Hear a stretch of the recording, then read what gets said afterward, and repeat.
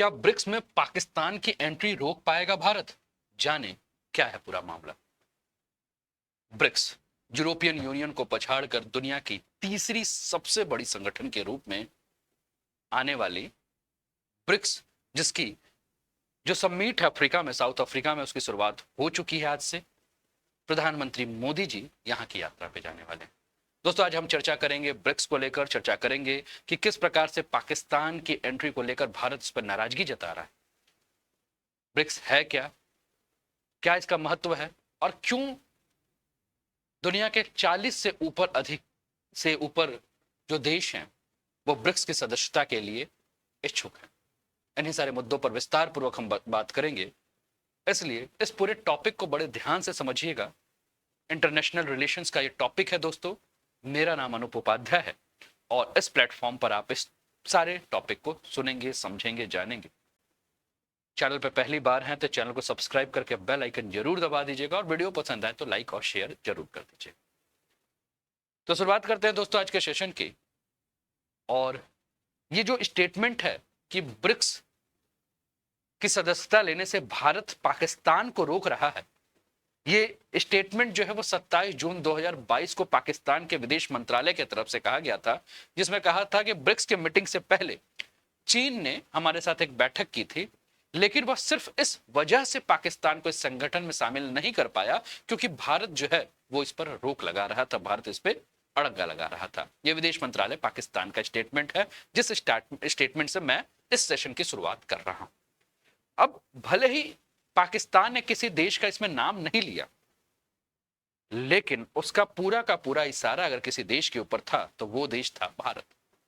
अब इस बयान के ठीक एक साल के बाद फिर से पाकिस्तान जो है वो ब्रिक्स का सदस्य होने के लिए जो है वो अपनी इच्छा जाहिर कर रहा है।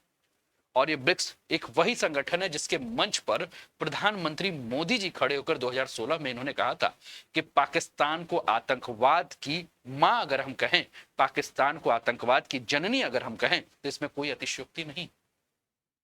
अब जो 15वें ब्रिक्स सम्मेलन जो आज से शुरू हुआ है, इसमें मोदी जी रवाना होंगे और आज के पूरे सेशन में हम जानेंगे कि ब्रिक्स में पाकिस्तान के अलावा 40 और कौन से देश हैं जो शामिल होना चाहते हैं और भारत क्यों पाकिस्तान के घुसपैठ को इसको रोकना चाहता है। तो सवाल जवाब के क्रम में हम इस पूरे टॉपिक को समझेंगे, इस पूरे टॉपिक को जानेंगे और जानेंगे इसकी महत्ता क्या है। तो सबसे पहला प्रश्न यह है कि ब्रिक्स है क्या और ब्रिक्स कितना ताकतवर है, इसके ऊपर हमारी बात। तो ब्रिक्स के बारे में अगर हम बात करें दोस्तों, तो ब्रिक्स का पूरा जो सफर है, उस सफर को समझने के लिए हमें 3 चरणों से गुजरना होगा। सबसे पहला चरण यानी कि आरआईसी यानी कि रशिया, इंडिया और चाइना के संयुक्त रूप से इन्होंने एक संगठन बनाया था 1990 के दशक में, और ये तीनों देशों के द्वारा मिला हुआ जो संगठन है इसको रिक के नाम से जाना जाता था। और इस संगठन का जो नेतृत्व था वो रूसी नेता थे योवगेनी प्रिमाकोव, उन्होंने इसका नेतृत्व किया था। और तीनों देशों के साथ आने का मुख्य मकसद ये था कि ये तीनों देश जो हैं वो एक साथ आकर अमेरिका की जो फॉरेन पॉलिसी है, अमेरिका का जो दबदबा है, उसको चुनौती दें। पहला जो मैंने आपके साथ थे। दूसरा स्टेज जिसके ऊपर हम बात करेंगे, दूसरा स्टेज क्या है, ठीक है। तो दूसरा स्टेज जो इसका है वो है ब्रिक का, यानी कि ब्राजील, रशिया, इंडिया और चाइना। 2001 में इन्वेस्टमेंट बैंक था जिसका नाम है गोल्डमैन सैक्स, इन्होंने इस चारों देशों के नामों को लेकर जो है, ये रिक आपको नजर आ रहा है जिसमें रशिया, इंडिया और चाइना का जो है संगठन 1990 के दशक में था, और मैंने इस संगठन का नाम, इस इन्वेस्टमेंट बैंक का नाम लिया जिसका नाम है गोल्डमैन सैक्स।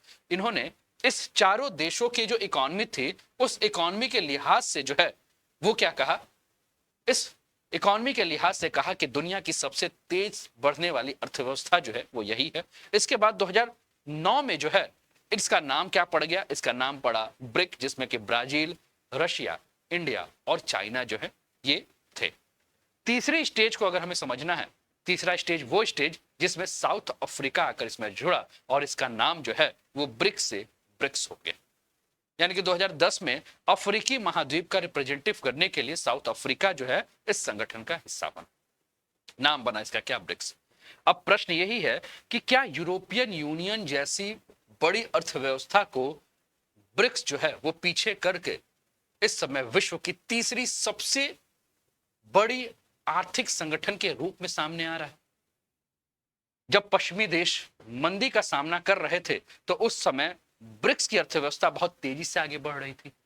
2008 और 2009 का समय आपको याद होगा दोस्तों, जब पश्चिमी देश जो है वो आर्थिक संकट से गुजर रहे थे, तब भी ब्रिक्स के जो देश हैं उनकी अर्थव्यवस्था बहुत तीव्र गति से आगे की ओर बढ़ रही थी। और उस समय ब्रिक्स का जो कॉन्सेप्ट था, जो इकोनॉमिक कॉन्सेप्ट था, इसको राइजिंग इकोनॉमी के कॉन्सेप्ट के ऊपर माना गया और राइजिंग इकोनॉमी के कॉन्सेप्ट के आधार पर यह देश की अर्थव्यवस्था जो है वो अच्छी चल रही थी। इस संगठन की अर्थव्यवस्था जो है अच्छी चल रही थी। इसका मतलब सीधा यही हुआ कि उन देशों की अर्थव्यवस्था जिनमें तेजी से आगे बढ़ने और पश्चिमी देशों को टक्कर देने की हिम्मत थी, वो वही देश थे जो आपको इस ब्रिक्स संगठन में देखने को मिलते हैं। पहले पश्चिमी देश जो है वो दुनिया के 60 से 80% की अर्थव्यवस्था को कंट्रोल कर रहे थे और धीरे धीरे उसके जगह को अगर किसी ने ले लिया तो ये ब्रिक्स के जो देश हैं उन्होंने, यानी कि कुल कहने का मेरा मतलब ये है कि पश्चिमी देशों को ब्रिक्स जो है वो बहुत ही तेज गति से जो है वो चुनौती दे रहा था। ब्रिक्स के ज्यादातर देशों का मानना यह है कि दुनिया की जो भी बड़ी संस्था हैं, चाहे IMF हो, चाहे WTO हो, चाहे यूनाइटेड नेशन हो, चाहे वर्ल्ड बैंक हो, उसमें भारत का जितना रोल होना चाहिए उतना भारत का रोल नहीं है। IMF और वर्ल्ड बैंक के प्रेसिडेंट और डायरेक्टर अगर हम देखें तो ज्यादातर या तो यूरोपियन कंट्री से होते हैं या अमेरिकन होते हैं। ऐसे में ग्लोबल साउथ देशों का एक ऐसे संगठन की आवश्यकता है जो सीधे पश्चिमी देशों का जो है वो सामना कर सके और गरीब और विकासशील देशों के हितों की जो है वो बात कर सके, उसके बातों को आगे बढ़ा सके। और इन्हीं सारी बातों को ध्यान में रखते हुए जो है वो ब्रिक्स का गठन किया गया। उम्मीद है कि आप मेरी बातों को समझ रहे होंगे और बातें अगर समझ में आ रही है तो एक लाइक जरूर बनता है। चैनल पर पहली बार है तो चैनल को सब्सक्राइब करके बेल आइकन दबा दीजिए, क्योंकि यहां जो भी आने वाली क्लासेस है उन सारी क्लासेस का आपको लाभ उठाना है। फिर एक प्रश्न जो आपके दिमाग में उठ रहा होगा, अगर ब्रिक्स विश्व की तीसरी सबसे बड़ी अर्थव्यवस्था वाला संगठन है, विश्व पश्चिमी देशों को टक्कर दे रहा है, तो फिर भारत जो है वो ब्रिक्स में नए देशों को शामिल करने से उसका विरोध क्यों कर रहा है? ये प्रश्न होगा आपके दिमाग में। अगर होगा तो हाँ बोल दीजिए, नहीं होगा तो ना बोल दीजिए, जल्दी बताइए, मैं आपके कमेंट्स देख रहा हूं। अब मैंने जैसे इस सेशन को स्टार्ट किया तो मैंने कहा कि आखिर ब्रिक्स पर क्यों है सबकी नजरें और क्यों 40 से अधिक देश जो है वो ब्रिक्स का मेंबर बनना चाहते हैं। 40 से अधिक देश ये कह रहे हैं कि भैया हमको ब्रिक्स का जो है वो मेंबर बना लीजिए। और ब्रिक्स का जब आप मेंबर बनाएंगे तो ब्रिक्स का जो है वो क्या होगा, विस्तार होगा। और चीन चाहता भी है कि ज्यादा से ज्यादा देश जो है वो ब्रिक्स के मेंबर बने, बड़े उत्साहित नजर से देख रहा है। जबकि संगठन के जो दूसरे देश हैं, इस संगठन में नए देशों की एंट्री को लेकर जो है वो काफी हिचकिचा रहे हैं। क्यों हिचकिचा रहे हैं? चीन क्यों चाहता है? तो चीन को बाजार नजर आ रहा है, तो चीन इसलिए चाहता है कि नए नए बाजार होंगे तो मेरी अर्थव्यवस्था जो है वो मजबूत होगी। लेकिन विश्व के जो अन्य देश हैं वो हिचकिचा क्यों रहे हैं? ये भी एक प्रश्न है। तो फिर इसके ऊपर हमें चर्चा करनी होगी। तो सदस्य बनाने का आधार जो है वो अभी तक बनाया नहीं कि ब्रिक्स का अगर हम सदस्य बना रहे हैं तो बेस क्या होगा, आधार क्या होगा। तो फिलहाल अगर हम ब्रिक्स के देशों के बारे में बात करें तो ब्रिक्स में जो भी देश हैं उनका बड़ा आधार जो है वो अर्थव्यवस्था है। हालांकि इसको लेकर अभी तक कोई नियम नहीं बना है कि संगठन में जो भी दूसरे देश हैं उनको किस आधार पर शामिल किया जाए। ऐसे में आज से यानी कि 22 अगस्त से जो ब्रिक्स की सबमिट जो शुरू हो रही है, इस पर इसी बात के ऊपर विचार किया जाएगा कि जो भी नए मेंबर जुड़ रहे हैं इनके इकोनॉमी के किस आधार पर इनको जोड़ा जाए, या इकोनॉमी के आधार पर जोड़ा जाए या वहां के भौगोलिक यानी कि ज्योग्राफिकल कंडीशन के आधार पर जोड़ा जाए। और इसके लिए सभी देशों के बीच में जो है वो सहमति होना बहुत आवश्यक है कि अगर हम जोड़ रहे हैं तो किस बेस पर जोड़ रहे हैं। और इसका एक ही समाधान हो सकता है कि पहले देशों को ब्रिक्स के ऑब्जर्वर के रूप में जो है एक स्टेटस दिया जाए कि भैया पहले आप आइए ऑब्जर्वर, और फिर हम देखेंगे कि आपका परफॉर्मेंस का आधार क्या है। अगर परफॉर्मेंस अच्छा होगा तो हम आपको अपने जो ब्रिक्स संगठन है उसका सदस्य बना लेंगे। दूसरा जो टेंशन है वो है मैनेज करने की समस्या। अगर बहुत ज्यादा देशों को इस संगठन में शामिल कर लिया जाता है तो उन्हें मैनेज कैसे किया जाएगा? कहते हैं ना, बहुत ज्यादा योगी मठ उजाड़। यानी कि जितने ज्यादा बुद्धिमान लोग होंगे उतने ही कामें जो है रुकेंगे, सब अपना अपना दिमाग देते रहेंगे, और सब अपना अपना दिमाग देंगे तो कोई ठोस फैसले होने में जो है परेशानी होगी। और सिद्ध युद्ध के दौरान इसी तरह अगर हम देखेंगे तो नाम का जो है यानी कि नैम, नॉन अलाइनमेंट मूवमेंट का जो गठन हुआ था उसमें इतने ज्यादा सदस्य हो गए थे कि कोई फैसला नहीं, और आज आप देखेंगे कि नैम का जो है अस्तित्व ही समाप्त हो चुका है। तो भारत इसके फाउंडिंग मेंबर में से एक था। किसके? नैम में 70 और 80 के देश जो है उसमें सदस्य थे। तो ब्रिक्स में भी यही कहा जा रहा है कहीं ऐसा मत हो कि बहुत ज्यादा सदस्य हो जाएंगे तो फैसले ना हो, और ये जो संगठन है ये संगठन कहीं अपना अस्तित्व ही ना खो दे। इसको लेकर भी जो है काफी सारे देश डर रहे। इसके अलावा चीन का जो दबदबा है उसको भी लेकर 10-12 साल में अगर हम बात करें तो 40 देशों ने इस संगठन में शामिल होने की अपनी इच्छा जो है वो जाहिर की है। इसका मतलब ये है कि इस संगठन का अहमियत बहुत ज्यादा है, और चीन के जिस प्रकार से विस्तारवादी नीति है, चीन जिस प्रकार से विस्तार कर रहा है, उससे कई सारे देश जो है वो चाहते हैं कि वो ब्रिक्स के मेंबर बने। लेकिन जैसे जैसे चीन की विस्तारवादी नीति बढ़ रही है, चीन की विस्तारवादी नीति कहीं ना कहीं भारत के लिए एक समस्या, भारत के लिए एक डर के रूप में आ सकती है। चीन और रूस दोनों ब्रिक्स में संगठन के अंदर पश्चिमी देशों के खिलाफ जो एक समूह के तौर में इसको प्रोजेक्ट करना चाहते हैं, लेकिन भारत इसको नहीं चाहता है। चीन का एक इनिशिएटिव है, एक प्रोजेक्ट है जिसे आप बेल्ट एंड रोड प्रोजेक्ट के नाम से जानते हैं, और इस बेल्ट एंड रोड प्रोजेक्ट के अंदर अगर हम बात करें तो इसमें भारत शामिल ही नहीं। और ब्रिक्स में चीन को भारत जो अगर हम बात करें तो कई सारे ऐसे देश हैं जो भारत के पक्ष में वो ब्रिक्स के साथ जुड़ना चाहते हैं, जिसका चीन विरोध कर रहा है। तो ऐसे में चीन ये चाहता है कि चीन अपने समर्थक देशों को ज्यादा से ज्यादा जोड़कर क्या करे, एक गुट बनाए, और वो गुट किसके खिलाफ बनाए? अमेरिका के खिलाफ एक गुट बनाए।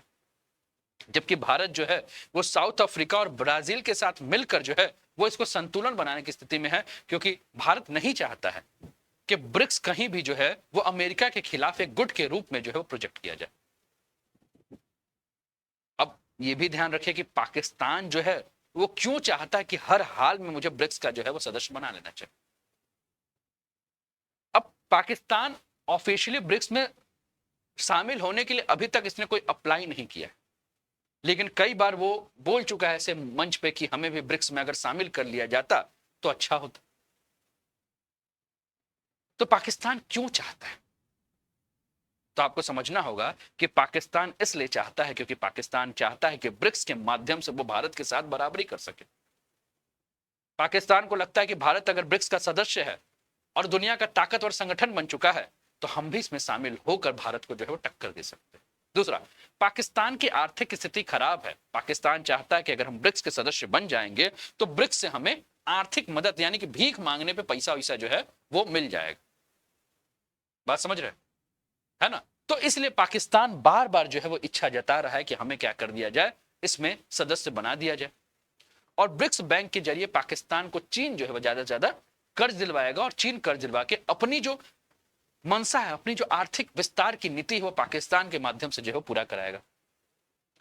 तो चीन के साथ पाकिस्तान चाहता है मिलकर ब्रिक्स संगठन में जो है वो भारत को घेरे, और भारत इस मंसूबे को जानता है कि अगर पाकिस्तान आए तो चाइना और पाकिस्तान दोनों मिलकर जो है वो भारत के खिलाफ जो है वो अपना हित साधने लगेंगे। इसीलिए भारत जो है वो पाकिस्तान की घुसपैठ को जो है वो रोकने की पूरी कोशिश कर रहा है। अब इस संगठन में पाकिस्तान, ईरान जैसे देश जो है वो शामिल होना चाहते हैं, लेकिन भारत कभी नहीं चाहेगा कि पाकिस्तान इस संगठन का हिस्सा बने। और पाकिस्तान के खिलाफ 2016 में, जैसा कि मैंने सेशन की शुरुआत करते हुए कहा कि माननीय मोदी जी ने कहा था ब्रिक्स के मंच से कि पाकिस्तान जो आतंकवाद की मां है, आतंकवाद की जननी है, दुनिया भर में यह आतंकवाद फैलाती। भारत के साथ पाकिस्तान के जिस प्रकार से विवाद है वो कभी नहीं चाहेगा कि जिसके साथ विवाद है वो मेरे साथ एक साथ कुर्सी पर बैठे। क्यों? क्योंकि बहुत सारी स्थिति में जहां फैसला लेना होगा वहां टकराव की स्थिति होगी, और इससे संगठन के साख के ऊपर जो है वो असर पड़ेगा, जैसे सार्क में हमने देख लिया। राजनीतिक साख भी अगर हम बात करें तो कहा यह जा रहा है कि कोई भी संगठन विस्तार करेगा तो देशों में उसको जब शामिल करेगा तो ऐसे देश को शामिल करे जिसका विश्व में राजनीतिक साख मजबूत हो। ऐसा कोई देश शामिल ना करे जो राजनीतिक रूप से अस्थिर हो, जो कटोरा लेके भीख मांगते हुए पहुंच जाता है किसी देश के सामने, ऐसे देश को शामिल करने की क्या आवश्यकता है? तो पाकिस्तान की अर्थव्यवस्था में कोई दम नहीं, उसकी कोई राजनीतिक अहमियत नहीं है, ऐसे में उसे इस संगठन में शामिल करने का औचित्य क्या? तो फिर शामिल क्यों नहीं करना चाहिए? तो पाकिस्तान की कमजोर इकोनॉमी सबसे बड़ा कारण है ना। और ब्रिक्स के बारे में कहा जाता है कि ब्रिक्स जो है वो सीधे किसको टक्कर दे रहा है? तो दुनिया की सबसे मजबूत जो अर्थव्यवस्था है G7, इसको सीधे से टक्कर दे रहा है। ब्रिक्स के जो मेंबर हैं, जिसमें अगर हम चाइना की अगर हम बात करें, तो चाइना का जीडीपी क्रैश शक्ति जो है वो सबसे ज्यादा है। भारत जो है वो तीसरे नंबर पे है, रशिया जो है वो छठवें नंबर पे, ब्राजील 8वें नंबर पे है। तो ब्रिक्स के जितने भी मेंबर हैं, उन मेंबरों के बारे में बात करें तो टॉप 10 की जो है इनकी इकोनॉमी, और कुल जीडीपी पे अगर हम बात करें तो ब्रिक्स का जो हिस्सेदारी है वो 31.5% के पास जो है इसकी जीडीपी में एक जिम्मेदारी है। तो क्यों ऐसे किसी देश को इसमें जोड़ा जाए जिसके चलते आर्थिक संगठन जो है वो कमजोर हो, और क्यों ऐसे किसी देश को जोड़ा जाए जिसके साथ मतभेद हो? तो पाकिस्तान के ब्रिक्स में अगर शामिल हो जाते हैं तो जैसा कि सार्क की स्थिति हुई थी, मैंने अभी थोड़ी देर पहले बोला, वही हो जाएगा, कोई फायदा नहीं होगा। और पाकिस्तान भारत के साथ जिस प्रकार से मतभेद बहुत ज्यादा हैं, पता चला भविष्य में ऐसा हो कि ब्रिक्स की मीटिंग हो रही है और भारत उसमें जा ही नहीं रहा है। विदेश नीति के ऊपर जो है वो बहुत ज्यादा प्रभाव होगा। पाकिस्तान की जिस प्रकार की विदेश नीति है वो कोई बहुत ही ठोस विदेश नीति नहीं। पाकिस्तान हमेशा अपने विदेश नीति में धर्म को, यानी कि वो देखता है कि उसका जो पार्टनर हो इस्लामिक कंट्री है कि नहीं, इस्लाम को फॉलो करने वाला है कि नहीं। अगर इस्लाम को फॉलो करने वाला है तो इस्लाम के नाम पर, धर्म के नाम पर जो वोट मांगता है। और पाकिस्तान जो है वो कुल मिलाकर पैरासाइट है, वो डिपेंडेंट है, वो कर्ज लेकर जीने वाला है, उसको कोई फर्क नहीं पड़ता है। इसलिए ब्रिक्स जैसे देशों में इसको शामिल करने से कहीं ना कहीं ब्रिक्स की साख जो है वो कमजोर होगी। थोड़ा सा हम आंकड़े और देख लेते हैं और उसके बाद इस पर चर्चा करेंगे। तो दुनिया में जीडीपी के मामले में तीसरे नंबर पर ब्रिक्स है, जो कि ये आंकड़े आईएमएफ के जो दिए हुए आंकड़े हैं, जो कि आपके स्क्रीन पर आपको देखने को मिल रहे हैं। डॉलर को जो है वो ब्रिक्स करेंसी से जो है चुनौती दी जा रही है ना। ईट जैसी मजबूत इकोनॉमी की वजह से इसका नाम ब्रिक्स पड़ा। 2000 के दशक में ब्राजील, रूस, इंडिया और चीन के 4 देश तेजी से आर्थिक विकास कर रहे थे। इनकी आर्थिक मजबूती को देखते हुए इन्हें एक साथ मिलाकर ब्रिक्स यानी कि ईट कहा गया। 2001 में ब्रिटिश इकोनॉमिस्ट जिम ओ'नील ने इन्वेस्टमेंट बैंक गोल्डमैन सैक्स में काम करते हुए शब्द गढ़ा था। 2009 में ब्राजील, रूस, इंडिया, चीन ने मिलकर ब्रिक नाम का संगठन बनाया। 2010 में संगठन में साउथ अफ्रीका शामिल है, जिसके बाद इसका नाम ब्रिक्स हो गया। ये कुछ फैक्चुअल जानकारी है जो कि मैं दे रहा हूं। ब्रिक्स में नए देशों के स्वागत पर अड़े हैं चीन और भारत, इसी पर हम लोग पूरा का पूरा चर्चा कर रहे हैं। ब्रिक्स में पाकिस्तान की घुसपैठ को भारत रोकना चाहता है, जो हमने चर्चा किया। भारत में 60% से ज्यादा लोग चीन को अपना खतरा मानते हैं, है ना, ये देखिए। और दूसरे देशों में अगर देखें तो ब्राजील और साउथ अफ्रीका भी चीन को जो है वो अपना खतरा मानते हैं। दुनिया में जीडीपी के मामले में तीसरे नंबर पे अगर हम बात करें तो ब्रिक्स है, G20 है, G7 है, फिर इसके बाद ब्रिक्स है, फिर इसके बाद यूरोपियन यूनियन है। ये आंकड़े आप देख रहे हैं, ठीक है। तो इस आंकड़ों के ऊपर हम लोगों ने बात किया है, ये आंकड़ों को हमने देखा है। अब एक चीज और भी ध्यान रखिएगा, जिस प्रकार से रूस और यूक्रेन के बीच में जंग हो रहा है, उस समय इस संगठन की अहमियत जो है वो और भी ज्यादा बढ़ चुकी है। ब्रिक के सभी देशों ने जो है वो रूस पर, जब पश्चिमी देशों ने जो पाबंदी लगाई है, तो ब्रिक के सभी देशों ने जो है वो रूस के ऊपर पाबंदी लगाने से मना कर दिया है कि हम नहीं मानते, हम रूस को जो है वो पाबंदी नहीं लगाएंगे।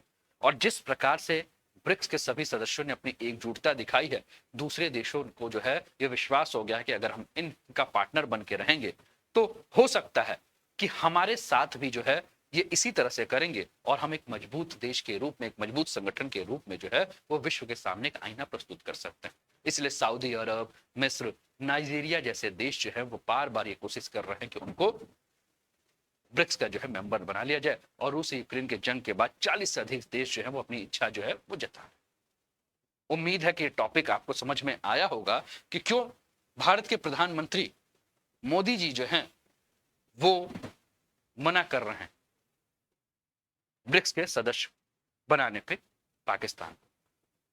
दोस्तों, आप लोगों के लिए एक बहुत ही शानदार ऑफर मैं लेकर आया हूं तक्षशिला पर। जीके जीएस का संपूर्ण बैच छात्रों की मांग पर, पिछली बार हमने जब किया था ऑफलाइन तो 800 से ऊपर बच्चों को हमने ऑफलाइन जो है वो मात्र 1 रुपए में पढ़ाया था। अभी फिर से वो सेशन जो है वो ऑफलाइन और ऑनलाइन दोनों हम लेकर आ चुके हैं। आप अपने गूगल के प्ले स्टोर पर तक्षशिला यूपीएससी सर्च कीजिएगा। तक्षशिला यूपीएससी आप गूगल के प्ले स्टोर पर जाके सर्च कीजिएगा, आपको ये लोगो नजर आएगा, आप डाउनलोड कर लीजिएगा। आपको किसी भी परीक्षा की, चाहे आप यूपीएससी हो चाहे स्टेट पीएससी हो, माफ कीजिएगा, चाहे वनडे के जो भी एग्जाम है, माफ कीजिएगा, यूपी ट्रिपल एस पेट हो, यूपी पुलिस हो, दिल्ली हो, बिहार पुलिस हो, एसएससी एमटीएससी एचएसएल अग्निवीर, जो भी वनडे एग्जाम हो, इसके लिए जो है वो आपको पेड बैच मिलेगा मात्र 1 रुपए में, और कुछ एक्स्ट्रा जो रजिस्ट्रेशन चार्जेस होंगे उसके साथ। अधिक जानकारी के लिए आप इस दिए हुए नंबर पे व्हाट्सअप कर सकते हैं या कॉल कर सकते हैं, नंबर आपकी स्क्रीन पर आपको देखने को मिल रहा है। और तक्षशिला की यही कोशिश है कि पूरे भारत में कहीं भी कोई स्टूडेंट अगर पढ़ना चाहता है, जीवन में कुछ करना चाहता है, तो हमारे साथ जुड़े। हमारा यूट्यूब चैनल भी आप सब्सक्राइब कर लीजिएगा। और ये जो भी कोर्सेस आपको दिख रही हैं, इसकी जो ड्यूरेशन है वो 6 महीने की है, 6 मंथ्स की है, तो इसका आप लोग जो है वो लाभ जरूर उठाएं। उम्मीद है कि ये सेशन पसंद आया होगा। चैनल को सब्सक्राइब करके बेल आइकन दबा दीजिए, क्योंकि आपका साथ अगर मुझे मिलेगा तो हम कुछ क्रांति ला सकते हैं, शिक्षा के क्षेत्र में कुछ बेहतर कर सकते हैं। तो फिर अपना ध्यान रखिए, फिर मिलते हैं अगले सेशन में, तब तक के लिए जय हिंद, जय भारत, नमस्कार।